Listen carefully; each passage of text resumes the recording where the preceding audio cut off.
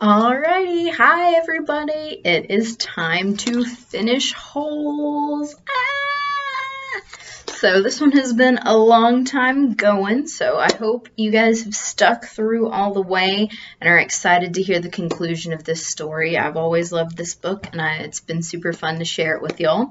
So without further ado, let us just jump on into chapter 48 of Holes by Louis Sachar.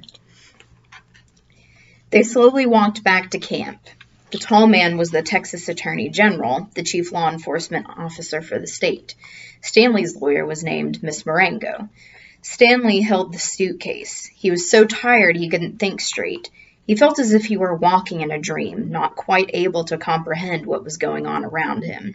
They stopped in front of the camp office. Mr. Sir went inside to get Stanley's belongings.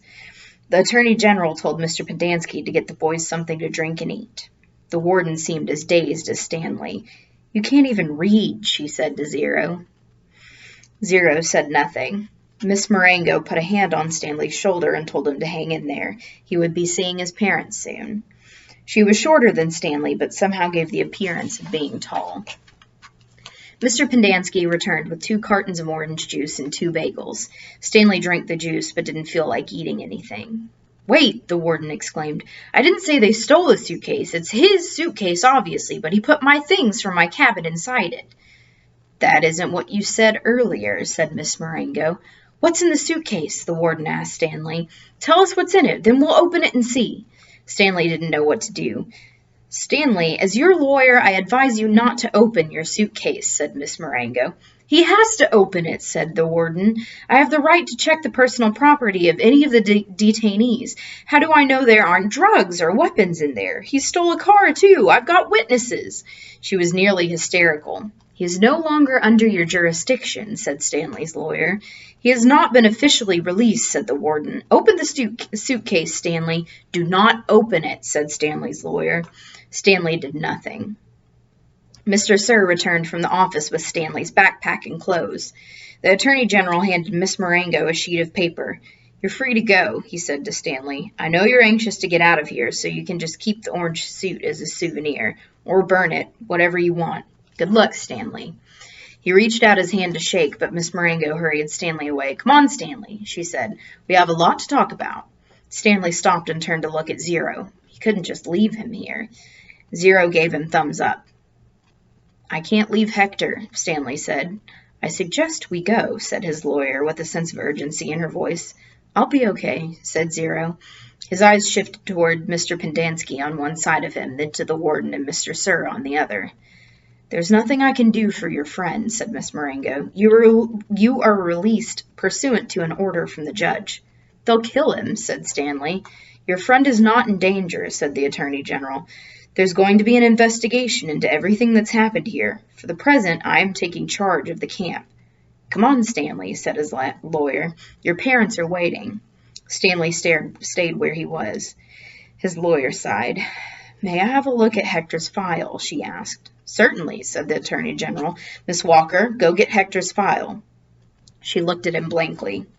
"Well?" The warden turned to Mr. Pendanski. "Bring me Hector Zeroni's file." He stared at her.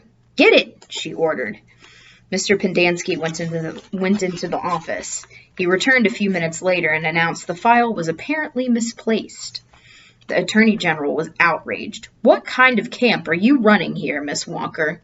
The warden said nothing. She stared at the suitcase. The Attorney General assured Stanley's lawyer that he would get the records. "Excuse me while I call my office." He turned back to the warden. "I assume the phone works?" He walked into the camp office, slamming the door behind him. A little while later, he reappeared and told the warden he wanted to talk to her. She cursed, then went inside. Stanley gave Zero thumbs up. "Caveman, is that you?" He turned to see Armpit and Squid coming out of the rec room. Squid shouted back into the rec room, "Caveman and Zero are out here." Soon all the boys from Group D had gathered around him and Zero. "Good to see you, man," Armpit said, shaking his hand. "We thought you were buzzard food."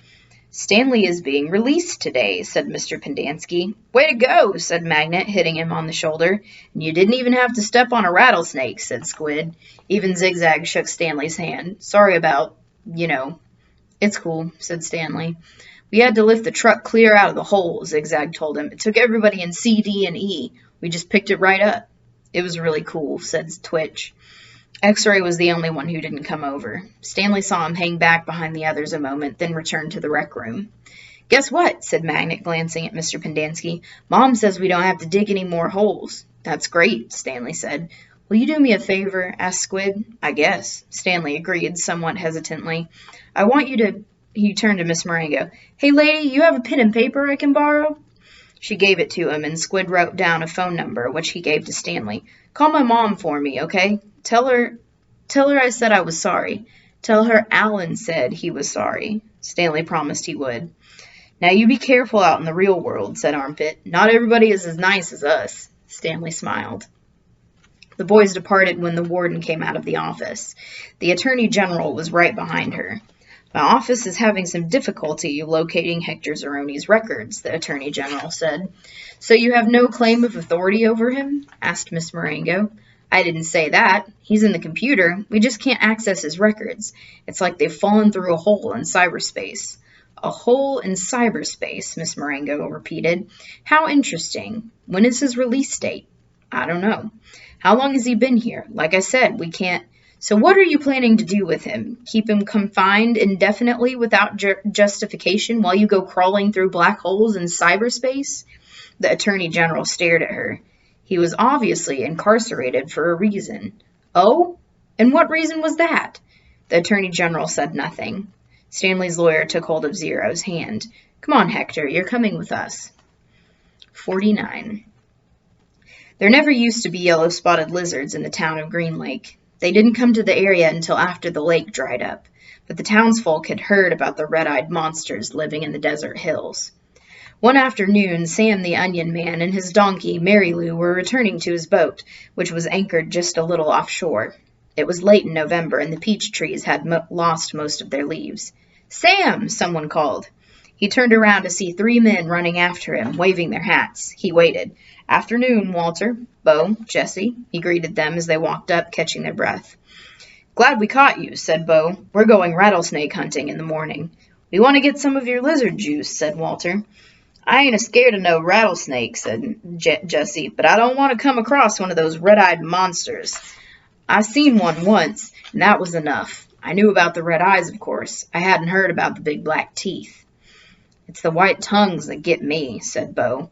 Sam gave each man 2 bottles of pure onion juice. He told them to drink 1 bottle before going to bed that night, then a half a bottle in the morning, and then a half bottle around lunchtime. You sure this stuff works? Asked Walter. I tell you what, said Sam, if it doesn't, you can come back next week and I'll give you your money back. Walter looked around unsure as Bo and Jesse laughed. Then Sam laughed too. Even Mary Lou let out a rare hee-haw. Just remember, Sam told the men before they left, it's very important you drink a bottle tonight. You got to get it into your bloodstream. The lizards don't like onion blood. Stanley and Zero sat in the back seat of Miss Marengo's BMW. The suitcase lay between them. It was locked, and they decided they'd let Stanley's father try to open it in his workshop. You don't know what's in it, do you? She asked. No, said Stanley. I didn't think so. The air conditioning was on, but they drove with the windows open as well because, no offense, but you boys really smell bad. Miss Marengo explained that she was a patent attorney. I'm helping your father with the new product he's invented. He happened to mention your situation, so I did a little investigating. Clyde Livingston's sneakers were stolen sometime before 3:15. I found a young man, Derek Dunn, who said that at 3:20 you were in the bathroom fishing your notebook out of the toilet. 2 girls remembered seeing you come out of the boys' restroom carrying a wet notebook. Stanley felt his ears redden. Even after everything he'd been through, the memory still caused him to feel shame. So you couldn't have stolen them, said Miss Marengo. He didn't. I did, said Zero. You did what? Asked Miss Marengo. I stole the sneakers. The lawyer actually turned around while driving and looked at him. I didn't hear that, she said, and I advise you to make sure I don't hear it again. What did my father invent? Stanley asked. Did he find a way to recycle sneakers? No, he's still working on that, explained Miss Marengo, but he invented a product that eliminates foot odor. Here, I've got a sample in my briefcase. I wish I had more. You two could bathe in it. She opened her briefcase with one hand and passed a small bottle back to Stanley. It had a fresh and somewhat spicy smell. He handed it to Zero. "What's it called?" Stanley asked. "We haven't come up with a name yet," said Miss Marengo. "It smells familiar," said Zero. "Peaches, right?" asked Miss Marengo. "That's what everyone says." A short while later, both boys fell asleep. Behind them, the sky had turned dark, and for the first time in over 100 years, a drop of rain fell into the empty lake. All right, this is part 3, filling in the holes. Chapter 50. Stanley's mother insists that there never was a curse. She even doubts whether Stanley's great-great-grandfather really stole a pig. The reader might find it interesting, however, that Stanley's father invented his cure for foot odor the day after the great-great-grandson of Yelnats carried the great-great-great-grandson of Madame Zeroni up the mountain. The Attorney General closed Camp Green Lake. Miss Walker, who was in desperate need of money, had to sell the land which had been in her family for generations. It was bought by a national organization dedicated to the well-being of young girls.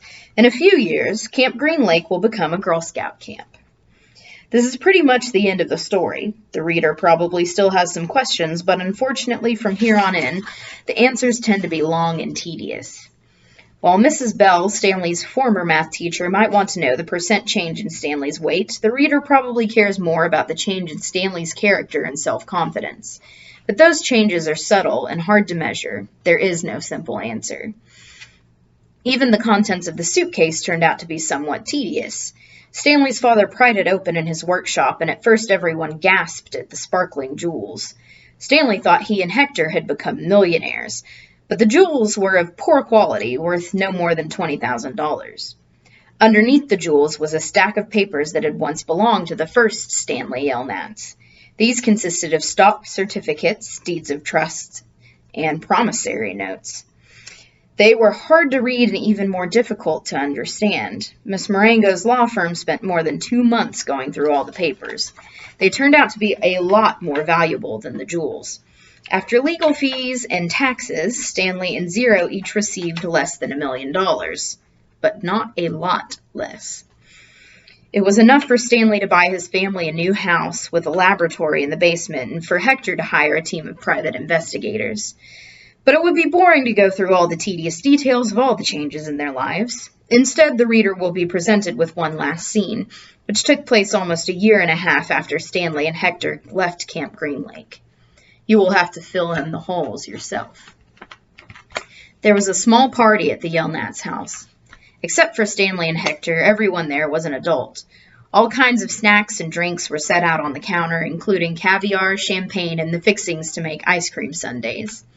The Super Bowl was on television, but nobody was really watching. It should be coming on at the next break, Miss Marengo announced. A timeout was called in the football game, and a commercial came on the screen. Everyone stopped talking and watched. The commercial showed a baseball game. Amid a cloud of dust, Clyde Livingston slid into home plate as the catcher caught the ball and tried to tag him out. "Safe!" shouted the umpire as he signaled with his arms. The people at Stanley's house cheered as if the run had actually counted. Clyde Livingston got up and dusted the dirt off his uniform. As he made his way back to the dugout, he spoke to the camera. "Hi, I'm Clyde Livingston, but everyone around here calls me Sweet Feet." "Way to go, Sweet Feet," said another baseball player, slapping his hand. Besides being on the television screen, Clyde Livingston was also sitting on the couch next to Stanley. "But my feet weren't always sweet," the television Clyde Livingston said as he sat down on the dugout bench. "They used to smell so bad that nobody would sit near me in the dugout." "They really did stink," said the woman sitting on the couch on the other side of Clyde. She held her nose with one hand and fanned the air with the other. Clyde shushed her. "Then a teammate told me about sploosh," said the television Clyde. He pulled a can of sploosh out from under the dugout bench and held it up for everyone to see. "I just spray a little on each foot every morning, and now I really do have sweet feet. Plus, I like the tingle." "Sploosh," said a voice, "a treat for your feet. Made from all natural ingredients, it neutralizes odor-causing fungi and bacteria. Plus, you'll like the tingle." Everyone at the party clapped their hands. "He wasn't lying," said the woman who sat next to Clyde. "I couldn't even be in the same room with his socks." The other people at the party laughed. The woman continued, I'm not joking. It was so bad. You've made your point, said Clyde, covering her mouth with his hand. He looked back at Stanley. Will you do me a favor, Stanley? Stanley raised and lowered his left shoulder. I'm going to get more caviar, said Clyde. Keep your hand over my wife's mouth. He patted Stanley on the shoulder as he rose from the couch. Stanley looked uncertainly at his hand, then at Clyde Livingston's wife. She winked at him. He felt himself blush and turned away toward Hector, who was sitting on the floor in front of an overstuffed chair. A woman sitting in the chair behind Hector was absent-mindedly fluffing his hair with her fingers. She wasn't very old, but her skin had a weathered look to it, almost like leather. Her eyes seemed weary, as if she'd seen too many things in her life that she didn't want to see. And when she smiled, her mouth seemed too big for her face.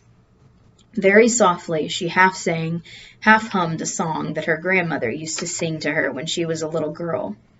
If only, the moon speaks no reply, reflecting the sun and all that's gone by. Be strong, my weary wolf, turn around boldly. Fly high, my baby bird, my angel, my only. Isn't that a good ending? All right, y'all, we made it. We made it through Holes. I have really enjoyed sharing it with you guys, and I hope you guys have enjoyed listening to it. But anyways, that is the end, and that means I am signing off for now. I hope you guys have a good night, and I will see y'all soon, okay? Bye.